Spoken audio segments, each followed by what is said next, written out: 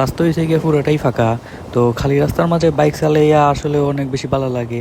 তবুও একটা রিস্ক থাকি যায়, যেমন খালি রাস্তার মাঝে আমি বাইক চালাইয়া যাইলাম, হুট করিয়া দেখা যাইব সামনের মাঝে উঠিয়া একটা কিচ্ছু আইছে। তো খালি রাস্তায় যে বাইক চালানো যে এতটাও যে ইজি তাও কিন্তু নয়, সব দিকে খেয়াল রাখা লাগে। রাস্তাটা ফাঁকা দেখলাম আমি যে টানিয়া যাবো এটা কোনো কথা নাই।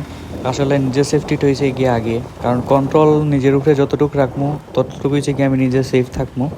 কন্ট্রোলিংটা হচ্ছে গিয়ে সবার আগে, যে যত বেশি কন্ট্রোলিং করতে পারবো তার সেফটাও তত বেশি।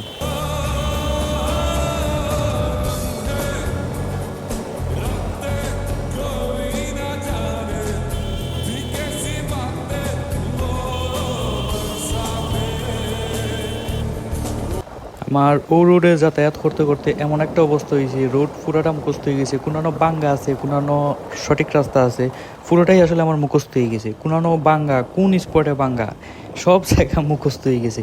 এত পরিমাণ এই রাস্তা মুখে আমি চলাচল করি তা কইবার মতো নয়, যার কারণে আমার সবগুলাই মুখস্থ। আজকের ওয়েদার মোটামুটি ঠিক আছিল, যতই রইতেক না হেনে বাইরে একটা ঠান্ডা লাগি যায়। আর বাইক চালাইলেও তো কোনো কথাই নাই, যে পরিমাণ ঠান্ডা লাগে একমাত্র যারা রাইডার বা যারা বাইক রাইড করেন তারা ছাড়া আসলে এই ঠান্ডাটা বুঝতো না।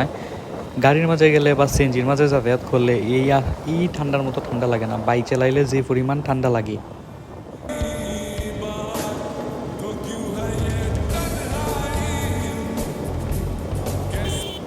সামনে যাইরাম আর হইছে গিয়া আকাশের মুখে তাকাইরাম হালকা হালকা, একটু একটু কুয়াশা দেখা যার, প্লাস আবার ঠান্ডাও লাগে। আবার হইছে গিয়া আকাশটা দেখতে অনেক বেশি ভালো লাগে।